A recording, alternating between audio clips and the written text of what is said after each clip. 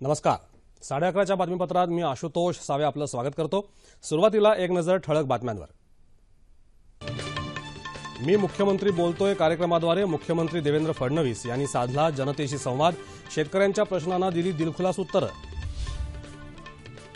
आशियातल्या शांततेत पाकिस्तानची मानसिक दृष्टी हाच अडथळा. पंतप्रधान नरेंद्र मोदी यांची टीका. निवडणूक सुधारणांमुळे नागरिकच नव्हे तर घटनेतल्या तत्वांनाही न्याय मिळेल. राष्ट्रपती प्रणव मुखर्जी. डीजी धन योजनेअंतर्गत भाग्यवान ग्राहक आणि व्यापाऱ्यांसाठीच्या योजनांची आज राष्ट्रपतींच्या हस्ते सोडत. स्मार्ट सिटीच्या माध्यमातून जनतेचं जीवनमान सुधारण्याला प्राधान्य मुख्यमंत्री देवेंद्र फडणवीस. आणि सत्य, अहिंसा आणि भूतदयेची शिकवण देणाऱ्या भगवान महावीरांच्या जयंतीनिमित्त विविध कार्यक्रमांचं आयोजन.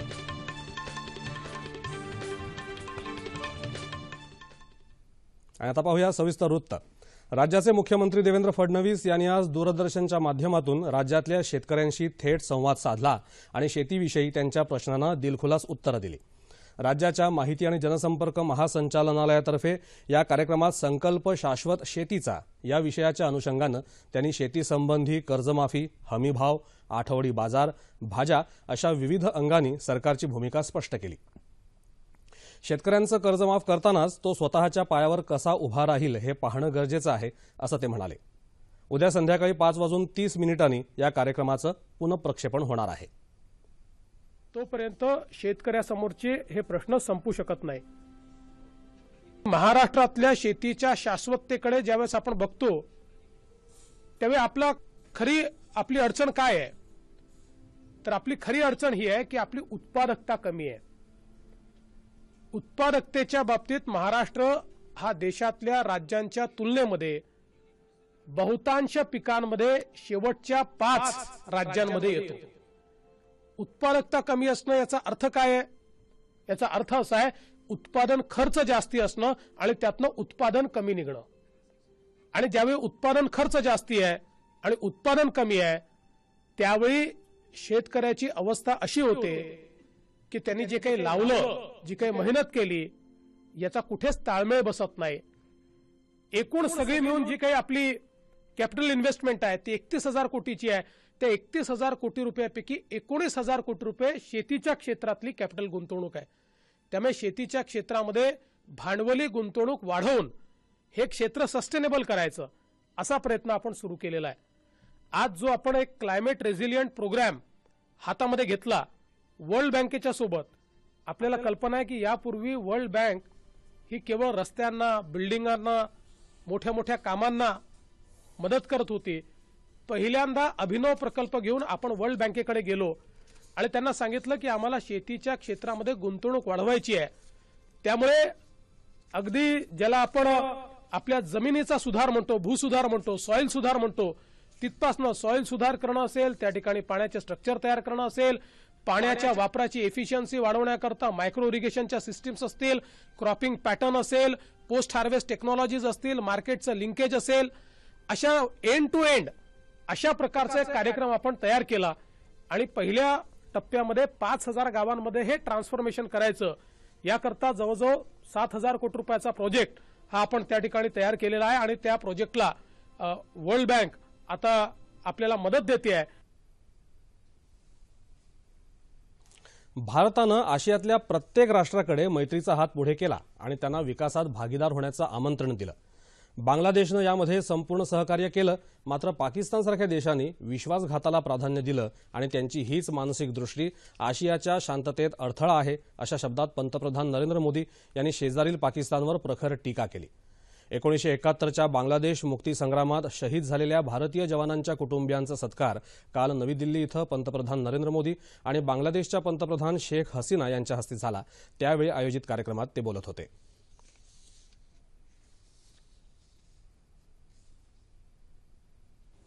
दक्षिण एशिया में एक मानसिकता है, ऐसी सोच जो कि आतंकवाद की प्रेरणा तथा उसकी पोषक है, ऐसी सोच जिसका वैल्यू सिस्टम मानवता पर नहीं अपितु हिंसा, अतिवाद, आतंक पर आधारित है, जिसका मूल उद्देश्य है टेररिस्ट द्वारा टेररिज्म फैलाना। एक ऐसी सोच जिसके नीति निर्माताओं को मानववाद से बड़ा आतंकवाद लगता है, विकास से बड़ा विनाश लगता है, सृजन से बड़ा संहार लगता है, विश्वास से बड़ा विश्वासघात लगता है। यह सोच हमारे समाज के शांति तथा संतुलन और उसके मानसिक तथा आर्थिक विकास के लिए सबसे बड़ा चैलेंज है। या स्वातंत्र्य संग्रामातल्या शहीदांच्या मुलांसाठी दिल्या जाणाऱ्या शिष्यवृत्तीच्या संख्येत वाढ करण्याची घोषणा त्यांनी केली। याशिवाय शहीदांच्या कुटुंबियांना मल्टिपल एंट्री व्हिसा आणि निःशुल्क वैद्यकीय उपचारही दिले जातील असं त्यांनी सांगितलं। सबका साथ सबका विकास ही संकल्पना केवळ 125 कोटी भारतीयांपुरती मर्यादित नसून शेजारील राष्ट्रांचा विकासही यात अभिप्रेत आहे असं पंतप्रधान नरेंद्र मोदी यांनी यावेळी सांगितलं। दरम्यान तीस्ता पाणी वाटप मुद्द्यावर लवकरात लवकर तोडगा काढण्याचं पंतप्रधान नरेंद्र मोदी यांनी आश्वासन दिलं असून बांगलादेशनं त्याचं स्वागत केलं आहे। या संदर्भात दोन्ही देशांच्या नेत्यांच्या संयुक्त निवेदनात म्हटलं असल्याचं बांगलादेशचे परराष्ट्र व्यवहार सचिव शाहिदुल हक यांनी काल सांगितलं। भारत आणि बांगलादेश यांच्यात माहिती तंत्रज्ञान, सायबर सुरक्षा, नागरी अणुऊर्जा, न्यायिक सहयोग, अंतराळ क्षेत्र सहकार्य, व्यापार आणि वाणिज्य अशा विविध क्षेत्रातल्या 22 करारांवर काल स्वाक्षऱ्या झाल्या। दहशतवादाप्रमाणे जगाला कट्टरतावादाचा धोका भेडसावत असून दहशतवादाचा सामना करण्यासाठी भारत आणि बांगलादेश या दोन्ही राष्ट्रांनी एकजुटीनं प्रयत्न केले पाहिजेत असं पंतप्रधान नरेंद्र मोदी यांनी यावेळी सांगितलं। भारतातर्फे बांगलादेशमधल्या डिझेल पाईपलाईनला वित्त पुरवठा केला जाणार आहे। तसंच बांगलादेशला लष्करी साहित्य खरेदीसाठी 500 दशलक्ष अमेरिकी डॉलर्स इतकं कर्ज भारतानं दिलं आहे। बांगलादेशमधल्या प्राधान्य क्षेत्रांच्या विकासासाठी भारतानं 45 दशलक्ष डॉलर्सचा निधीही कर्ज रूपानं दिला आहे। बांगलादेशच्या पंतप्रधान शेख हसीना यांनी भारताचे आभार मानले असून दोन्ही राष्ट्रातल्या लोकांचा लोकांशी संवाद हे आपलं बलस्थान असल्याचं त्या म्हणाल्या। निवडणूक सुधारणा आवश्यक असून त्यामुळे केवळ लोकांनाच न्याय मिळणार नाही तर घटनेतल्या तत्वांनाही न्याय मिळेल असा विश्वास राष्ट्रपती प्रणव मुखर्जी यांनी व्यक्त केला। निवडणूक यंत्रणेतील त्रुटींबाबत बोलताना निवडणूक प्रक्रियेचं सखोल विश्लेषण हाती घ्यावं असं आवाहन त्यांनी केलं। नवी दिल्लीत काल कॉन्फेडरेशन ऑफ इंडिया बारतर्फे आयोजित परिसंवादात ते बोलत होते। सध्याच्या लोकसंख्येनुसार संसदेतल्या जागांचाही आढावा घ्यायला हवा। सध्याची लोकसभेच्या सदस्यांची संख्या 1971च्या जनगणनेनुसार आहे। तेव्हापासून लोकसंख्येत आजपर्यंत अनेक पटींनी वाढ झाली आहे असं ते म्हणाले। निवडणूक प्रचारादरम्यान दिलेल्या आश्वासनांच्या पूर्ततेसाठी राजकीय पक्षांना जबाबदार धरण्यात यावं असं मत भारताचे सरन्यायाधीश न्यायमूर्ती जगदीश सिंग खेहर यांनी यावेळी व्यक्त केलं। आजकाल पक्षाचा जाहीरनामा केवळ कागदाचा तुकडा झाला आहे अशी खंतही त्यांनी यावेळी व्यक्त केली।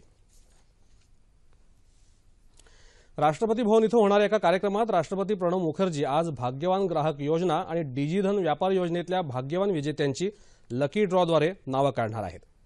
यावेळी 100 विविध ड्रॉ काढण्यात येणार असून त्याद्वारे 3 भाग्यवान ग्राहकांना 1,50,00,000 लाख आणि 25 लाख रुपयांची बक्षिसं तर भाग्यवान व्यापाऱ्यांसाठी 50 लाख, 25 लाख आणि 12 लाख रुपयांची बक्षिसं राहणार आहेत। या विजेत्यांचा डॉक्टर बाबासाहेब आंबेडकर जयंतीदिनी पंतप्रधान नरेंद्र मोदी यांच्या हस्ते सत्कार करण्यात येणार आहे। डिजिटल व्यवहारांना प्रोत्साहन देण्यासाठी सरकारनं 25 डिसेंबरला या योजनेची घोषणा केली होती। याशिवाय डिजिटल व्यवहार करणाऱ्या 15,000 ग्राहकांना भाग्यवान ग्राहक योजनेअंतर्गत दररोज 1,000 रुपये देण्यात येणार आहेत तर भाग्यवान व्यापारी योजनेअंतर्गत 1 लाख जणांना दर आठवड्याला 1 लाख रुपये तर व्यापाऱ्यांना 50,000 रुपये देण्यात येणार आहेत। पारदर्शकता आणि कार्यक्षमता हे स्मार्ट सिटीसाठी महत्त्वाचे असून स्मार्ट सिटीच्या माध्यमातून जनतेचं जीवनमान सुधारण्याला प्राधान्य देत असल्याचं मुख्यमंत्री देवेंद्र फडणवीस यांनी सांगितलं। नागपूर इथल्या स्मार्ट अँड सस्टेनेबल सिटी या 2 दिवसांच्या शिखर परिषदेचा समारोप काल मुख्यमंत्र्यांच्या उपस्थितीत झाला त्यावेळी ते बोलत होते। स्मार्ट सिटीचा मुख्य उद्देश सुलभता आणि किफायतशीरपणा सुनिश्चित करणं हा असला पाहिजे असंही त्यांनी सांगितलं।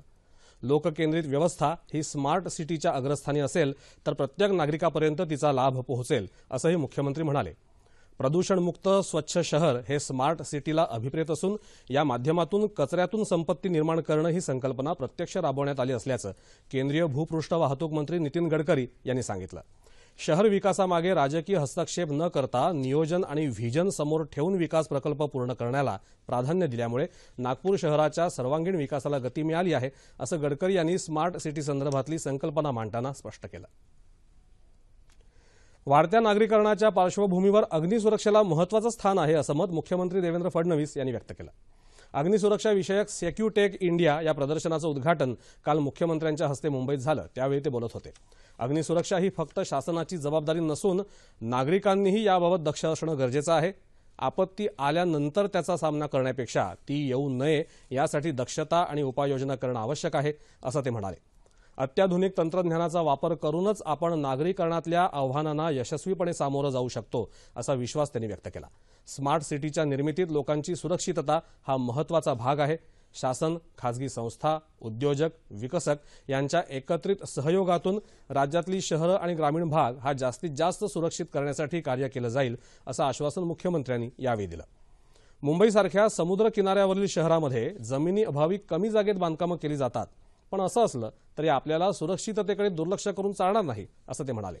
सेक्युटेक इंडिया सारख्या प्रदर्शनांमधून विकसक, अभियंते यांच्याबरोबरच जनतेलाही अग्निसुरक्षा आणि त्यातलं अत्याधुनिक तंत्रज्ञान याची माहिती मिळू शकणार आहे, असं ते म्हणाले. पर्यावरणाला पूरक अशी वाहतूक प्रणाली एकात्मिक रीतीनं विकसित करण्यासाठी राज्य सरकार प्रयत्नशील आहे, असं मुख्यमंत्री देवेंद्र फडणवीस यांनी म्हटलं आहे.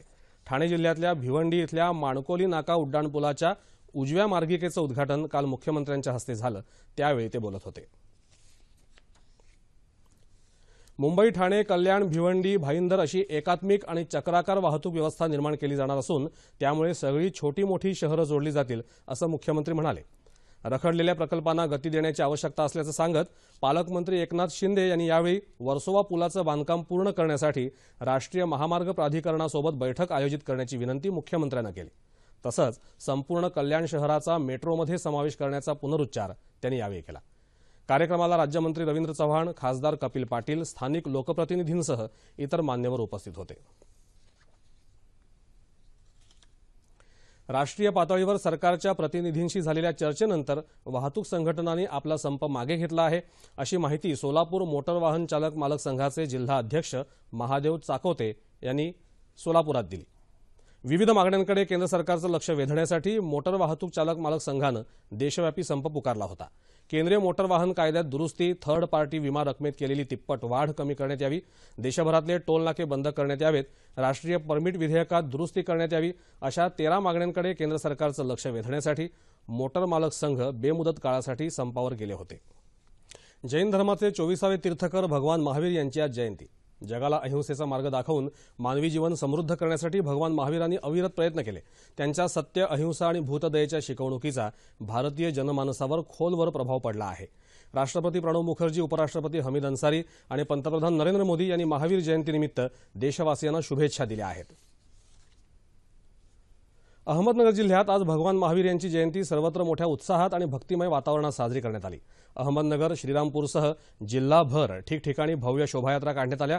भगवान महावीर यांच्या प्रतिमेसमोर राजस्थानी वेशभूषा केलेल्या कलाकारांनी भक्तिगीतं सादर केली. या निमित्तानं महाप्रसादाचंही आयोजन करण्यात आलं होतं. उत्कृष्ट देखाव्यांनी सर्वांचंच लक्ष वेधून घेतलं होतं.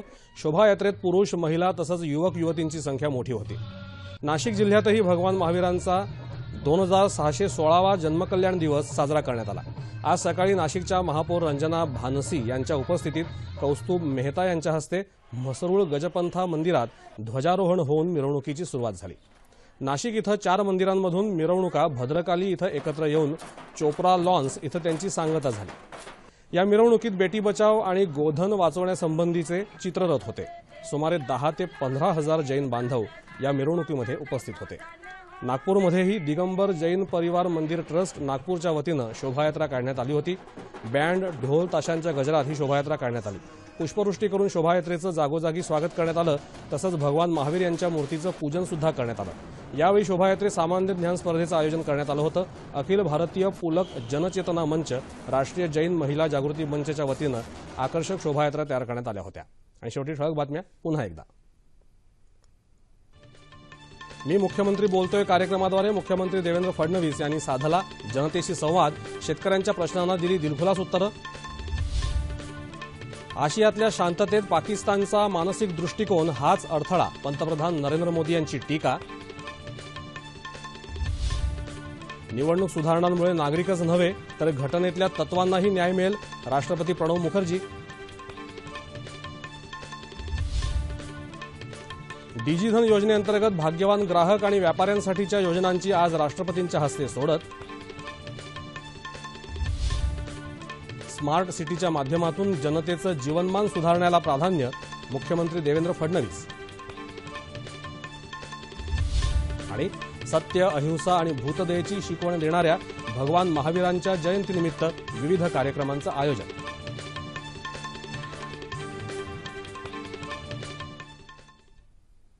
याबरोबरच हे बातमीपत्र संपलं. पुन्हा भेटूया दुपारी 2:30 वाजता आपल्या सह्याद्री वाहिनीवर. नमस्कार.